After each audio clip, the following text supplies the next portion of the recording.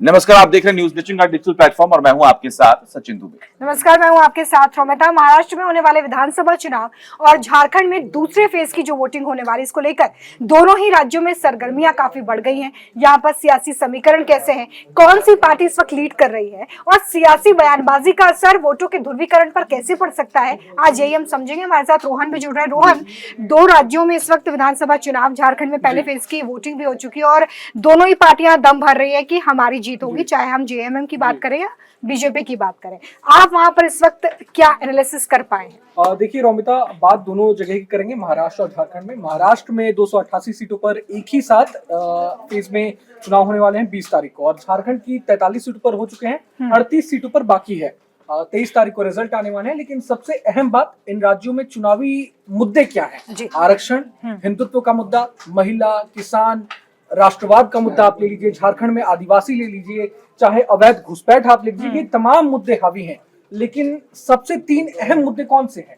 आरक्षण, उसके बाद हिंदुत्व का मुद्दा, बटोगे तो कटोगे, आप देख ही रहे हैं, और इसके बाद आदिवासी और अवैध घुसपैठ झारखंड में। जी कहते हैं ना, दूध का जला छाछ भी फूक फूक कर पीता है। 2024 के लोकसभा चुनाव में हमने यही देखा बीजेपी के साथ, जिस तरह बीजेपी को डेंट लगा सचिन, और अब उसी आरक्षण के मुद्दे पर जिससे बीजेपी को डेंट लगा था, 400 पार का नारा दिया था बीजेपी ने, तमाम उससे लॉसेस हुए जो यूपी में, चाहे तमाम बड़े राज्यों में, बीजेपी ने अब उसी आरक्षण के मुद्दे को कांग्रेस के खिलाफ किस तरह से मोड़ा, आप देख लो। इसके चलते आपको महाराष्ट्र में भी आप देख लो, बीजेपी कितना माइलेज लेती दिख रही है। कांग्रेस जिस तरह से मुस्लिम आरक्षण, हरियाणा में भी जो हमने एक बड़ी जीत देखी, वो भी इसी का असर। जी, तो बीजेपी की रणनीति क्या है? हरियाणा में आप देख लें, SC ST में क्रीमी लेयर की जो बात की बीजेपी ने, अब उसे लागू भी कर दिया है। तो बड़ी संख्या में दलित, जो खास तौर पर गैर जाटव जो वोट थे, वो कहीं ना कहीं बीजेपी के साथ एक मुश्त है। और अब जो कांग्रेस कहीं ना कहीं मुस्लिम आरक्षण की बात करी है, मुसलमानों को 10% आरक्षण देने की बात करी है, बीजेपी की कांग्रेस ने दावा किया है कि हम आएंगे सरकार में तो मुसलमानों को 10% आरक्षण देंगे। इसे बीजेपी ने बहुत ही अच्छे ढंग से, बहुत ही अच्छे तरीके से कांग्रेस के खिलाफ इस्तेमाल किया, जिससे ओबीसी और जो SC ST वोट बैंक है, वो तमाम जो बीजेपी के साथ एक मुश्त जाने के लिए तैयार है। अच्छा, महाराष्ट्र में जो इस वक्त सबसे बड़ा नारा है सचिन और रोहन, बटेंगे तो कटेंगे की बात हो रही है। देवेंद्र फडणवीस कह चुके हैं कि भाई अजित पवार जो है वो ऐसे लोगों के साथ रहे हैं जो कि हिंदूवादी नहीं थे, तो अभी उनका जो है वो कन्वर्जन चल रहा है, या वो अभी समय के साथ वो होगा। एक तरफ हम देख रहे हैं कि अजित पवार मुखरता से इस नारे से दरकिनार करते नजर आ रहे हैं कि भाई महाराष्ट्र में ये सब नहीं चलेगा। एकनाथ शिंदे जो है वो काफी न्यूट्रल नजर आ रहे हैं इस वक्त।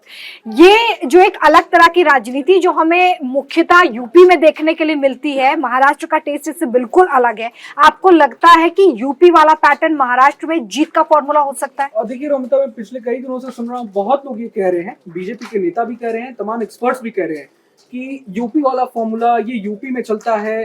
पंकजा मुंडे को भी मैं सुन रहा था, बीजेपी की MLC है महाराष्ट्र में, वो भी कह रही थी कि यूपी में चलेगा, झारखंड में चलेगा, तमाम हरियाणा में चलेगा। लेकिन महाराष्ट्र में ये स्लोगन नहीं चल सकता। क्यों नहीं चल सकता है? महाराष्ट्र में मुसलमान वोटर्स 43 से 45 सीटों पर निर्णायक भूमिका में है, तो क्यों नहीं चल सकता है? अल्पसंख्यक वर्सेस बहुसंख्यक कार्ड जो बीजेपी ने खेला है, वो ऑब्वियसली चलेगा। और हम देख भी पा रहे हैं जिस तरह से हिंदू वोट बैंक, हिंदू कहीं ना कहीं एक मुश्त बीजेपी को सपोर्ट करने की बात कर रहे हैं और कांग्रेस से छिटके हुए नजर आ रहे हैं। कांग्रेस को इस बात का डर भी है। आप देख ले, अब अजित पवार की बात कर रहे हैं लोग। अजित पवार इसलिए भी विरोध कर सकते हैं क्योंकि महायुति को कहीं ना कहीं जो गैप है, गैप को भी फिल करना है, जो वोटर वाला वो जो गैप है उसको भी फिल करना है। इसलिए मुस्लिम वोटों पर नजर है, मुसलमानों को भी अपनी तरफ खींचना है। तो ये हो सकता है बीजेपी की महायुति। सबसे बड़ी बात यहाँ पर यह है कि शिंदे जो है वो ये पूरी कोशिश कर रहे हैं, क्योंकि उनको भी डर है इस बात का, क्योंकि अगर वहां पर इनको वोट मिलता है, इनके पक्ष में अगर वोट पड़ते हैं, तो मुख्यमंत्री के चेहरों को भी लेकर अभी भी सस्पेंस जो है वो बरकरार है। जो अभी हम लोग कुछ देर पहले बात कर रहे थे, तो वो भी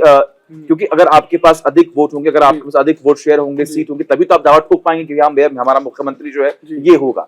तो एक बहुत बड़ा चैलेंज ये भी, इसीलिए मेरे ख्याल से अजीत पवार और शिंदे जो है बहुत सोच समझ के बयानबाजी कर रहे हैं और एक साथ लेके चल रहे हैं। सवाल है मेरा कि ये जो महायुति जिसमें अजीत पवार हैं, जिसमें एकनाथ शिंदे और खुद बीजेपी है, क्या आप इस पूरी लड़ाई को आपस में ही देख रहे हैं कि महाअघाड़ी से नहीं, बल्कि यहाँ पे ही तीनों में होड़ है कि सबसे ज्यादा वोट किसके पास आता है? देखिए रोमिता, पहले से फॉर्मूला तो मुझे जहां लगता है, जहां तक कहा जा रहा है कि फॉर्मूला डिसाइडेड है, जिस भी पार्टी की ज्यादा सीटें आएंगी सीएम उसका होगा। तो इसलिए तो ये मायने रखता है कि किस पार्टी के ज्यादा वोट आते हैं और कौन कम सीटें लेकर आता है। तमाम बातें हैं। बीजेपी, खास बात अब यहाँ है, बीजेपी बीजेपी 149 सीटों पर लड़ रही है, सबसे ज्यादा सीटों पर लड़ रही है। उसके बाद शिवसेना शिंदे गुट 88 सीटों पर, और उसके बाद अजित पवार की पार्टी। तो जाहिर तौर पर माना यही जा रहा है कि बीजेपी का ही सीएम बनेगा। लेकिन अजित पवार इसलिए भी कर रहे हैं कि उन्हें ये भी जताना है कि मैं बीजेपी के आगे दबने वाला नहीं हूँ।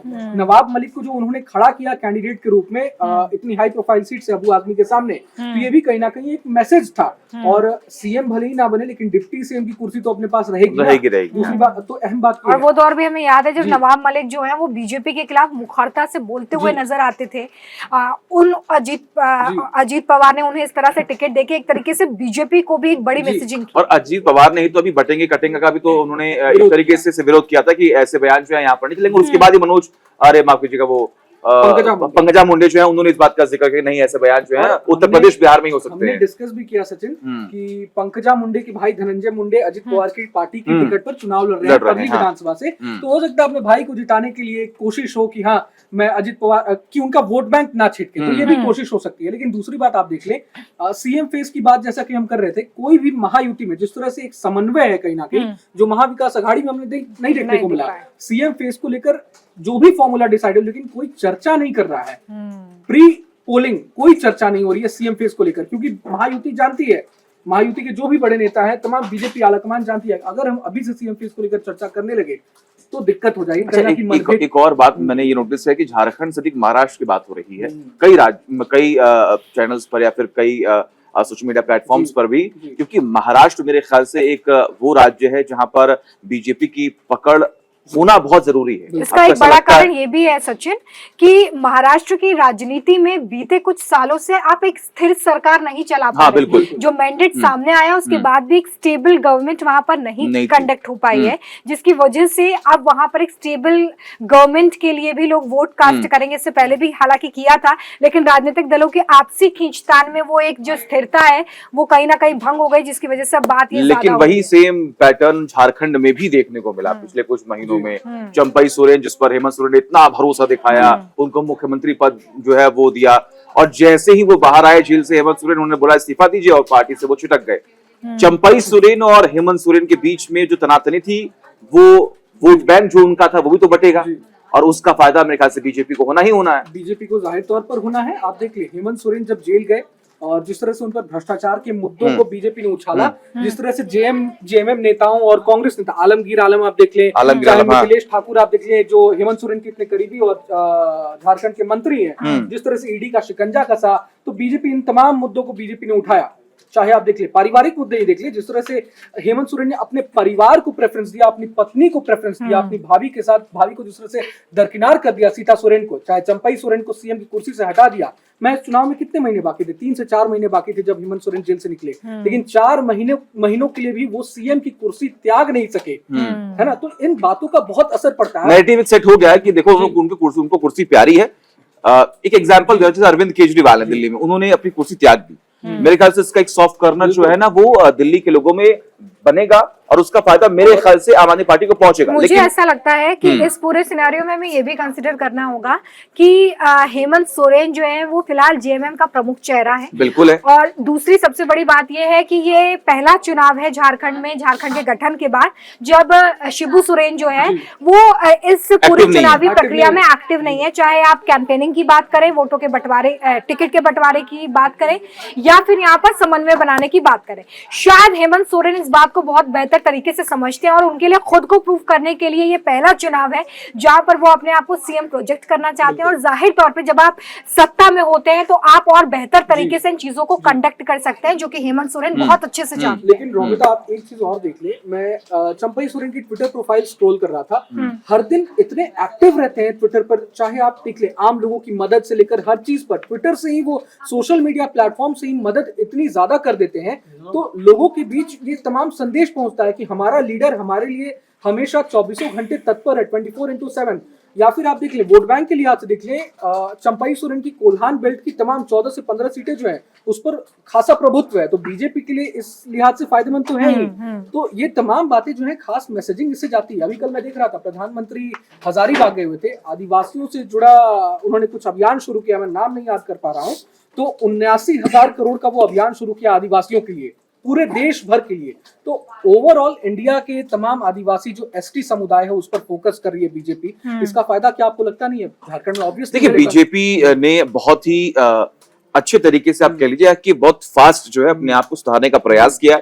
जो मुद्दे उससे उत्तर प्रदेश में छूट गए थे, जिसका नुकसान भी लोकसभा में बीजेपी को हुआ, उसे वो कवर करने की पूरी कोशिश कर रही है। उसका असर भी देखने को मिल रहा है। और महाराष्ट्र हो या झारखंड हो, बीजेपी ये नहीं चाहती है कि वो इस दोनों राज्यों में से एक भी राज्य उससे छूटे, क्योंकि दोनों ही राज्य बेहद अहम है। सीटों के लिहाज से महाराष्ट्र बड़ा राज्य है। बिल्कुल। बीजेपी के लिए नेगेटिव पॉइंट्स भी कुछ हैं, जैसे लॉ एंड ऑर्डर। महाराष्ट्र में हमने देखा अभी बाबा सिद्दीकी की जिस तरह से सरेआम हत्या हो गई, वो तमाम बातें। इसके पहले भी बहुत सारे केसेस हैं जिसमें हमने देखा साधु संतों से मारपीट का मामला हो। इसके अलावा एक और केस जो मुझे शायद याद आता है, जिसमें दुकानदार की हत्या कर दी गई थी और फिर उसमें पूरी गिरफ्तारियां हुई थी। वहां से वो वोट जिहाद वाला जो एंगल है वो भी सामने आया। इसके अलावा कांग्रेस आरोप लगा रही है कि महाराष्ट्र के तमाम उद्योग गुजरात शिफ्ट किए जा रहे हैं। देन आप ये भी देख लीजिए, पलायन जो है, माइग्रेशन जो है, ये तमाम मुद्दे झारखंड का हो चाहे महाराष्ट्र का हो, तो ये तमाम मुद्दे बीजेपी के लिए भी काफी डिसएडवांटेजेस ये जो है वो अच्छा, एक पॉइंट और है रोहन, क्योंकि जब भी हम किसी भी राज्य में वोटिंग की बात करते हैं तो वहां पर एक अर्बन और रूरल वाला एंगल भी आता है। महाराष्ट्र, झारखंड तो फिर भी चलिए समझ में आता है, वहां पे अर्बन और रूरल वाला एंगल काम करता है। महाराष्ट्र में आपको लगता है कि जो खेती वाला मुद्दा, एग्रीकल्चर वाला मुद्दा है, या फिर आप बेरोजगारी की बात करें, पलायन की बात करें, ये रूरल एरियाज में असर डाल सकता है? असर बिल्कुल डाल सकता है। चाहे आप देखिए किसानों का मुद्दा होगा या फिर महिलाओं से जुड़ा मुद्दा हो गया। पहले महिलाओं की बात कर लेते हैं। झारखंड में हमने अभी फर्स्ट फेज में क्या देखा है कि फीमेल वोटर्स का जो टर्नआउट रहा है वो मेल वोटर्स के मुकाबले ज्यादा रहा है। और माना ये जा रहा है कि महिलाओं से जुड़े जो योजनाएं हैं, चाहे मुद्दे जो हैं, उस पर महिलाएं जो हैं वो बीजेपी को ज्यादा तरजीह दे रही हैं। कहीं ना कहीं ये साइलेंट वोटर्स जो है, महिलाएं सामने उभर कर सामने आ रही हैं। किसानों की बात कर लें तो किसानों से जुड़े तमाम योजनाएं आप देख लें, चाहे किसान सम्मान निधि को बढ़ाने की जिस तरह से बीजेपी ने वादा किया है। महाराष्ट्र में आप देख लें ये लाडली बहन योजना आप देख लें, महिलाओं से जुड़े मुद्दे, ये तमाम मुद्दों पर कहीं ना कहीं किसान भी बड़ी संख्या में बीजेपी से जुड़ते। लेकिन महाराष्ट्र में आत्महत्या, किसानों की सुसाइड का जो मामला है वो वही मैंने इसी बात पे फोकस किया कि जो रूरल एरियाज है वहाँ पे अभी भी देखिए पलायन तो हमने देखिए पार्टीज के लिए कई मुद्दे हो सकते हैं, धर्म का एंगल हो सकता है, जाति का एंगल हो सकता है, लेकिन अल्टीमेटली एक कॉमन मैन जो अपना वोट कास्ट करने के लिए पहुंच रहा है, उसके मन में उसकी आजीविका को लेकर इस सवाल है। मेरा मानना यहाँ पर है कि देखिए महाराष्ट्र में जो सबसे बड़ा मुद्दा ये है वो है आरक्षण का, मेरे ख्याल से, क्योंकि आरक्षण को लेकर कितना वहां पर बवाल हो रहा है। मनोज अरंगे जो है वो किस तरीके से विरोध कर रहे हैं, उनकी भूमिका भी इस बार के चुनाव में बहुत अहम है, क्योंकि जिस तरीके से उन्होंने तमाम बयानबाजी बीजेपी सरकार के खिलाफ दी है, उसका भी असर जो है बीजेपी को झेलना पड़ सकता है। लेकिन दिलचस्प ये बात है यहाँ पर कि चुनाव बहुत ही इस बार का जो है वो मिली जुली तमाम प्रक्रियाएं जो तमाम प्रतिक्रियाएं वो सामने आ रही हैं। और जैसे कि आपने कहा माइग्रेशन का, तो महाराष्ट्र में लगभग, जहां तक मेरा अनुमान है, लगभग 40 से 50% ऐसी जनता है जो यूपी, बिहार, पश्चिम बंगाल, महंगाई भी जोड़ ली। तो ये तमाम वो माइग्रेशन के भी मुद्दे हैं जिसका असर वहां पर देखने को मिले। जो कई सालों से वहां पर रह रहे हैं, उनको वोटिंग राइट्स वहां पर मिली हुई हैं, वो वोट कास्ट करेंगे। तो बेरोजगारी का भी मुद्दा जो है, लगता है बड़े पैमाने पर उस वक्त सामने आया जब कोरोना के टाइम पे वहां से लोगों ने पलायन करना शुरू किया। तब एक बड़ी तादाद जो बिहार से, यूपी से, झारखंड से वहां पर जाकर काम कर रही थी, उन फैक्ट्रीज में काम कर रही थी। हाँ, इसमें एक और मुद्दा ये भी जिसमें मैं बेरोजगारी की बात कर रही थी, फैक्ट्रीज भी तक कुछ सालों में वहां कोई नई खुली नहीं है, जिससे आप ये समझ सकते हैं कि बेरोजगारी भी वहां पर एक बड़ा मुद्दा है। हालांकि देखिए, देखना होगा कि जो बड़े मुद्दे हैं जनता समझ के किसके साइड पर आती है, किसे अपना मैंडेट देती है और किसे अपने बेहतर भविष्य के लिए चुनती है। तो ये आज हमने बात किया झारखंड और महाराष्ट्र में क्या होने वाला है, वहां पर क्या मुद्दे हैं और जनता का रुख आकर किस तरफ है, ये तो खैर आने वाला वक्त बताएगा। फिलहाल इस वीडियो पे बस इतना ही। देखते रहिए news nation digital. News nation अब व्हाट्सएप पर खबरों की ताजा अपडेट के लिए न्यूज नेशन के इस QR कोड को स्कैन करें।